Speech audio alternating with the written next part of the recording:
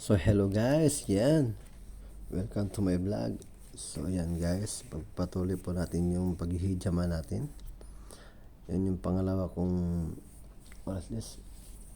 pasyente ngayon, si Ashraf.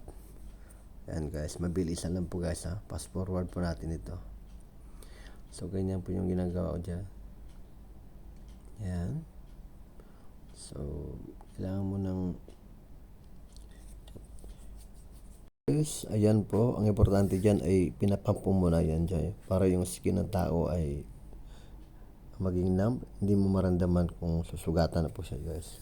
So kailangan po siyang sugatan, yan, gamit yung blade, kahit ano po na ginagamit ng opera, pwede po yan siya lang.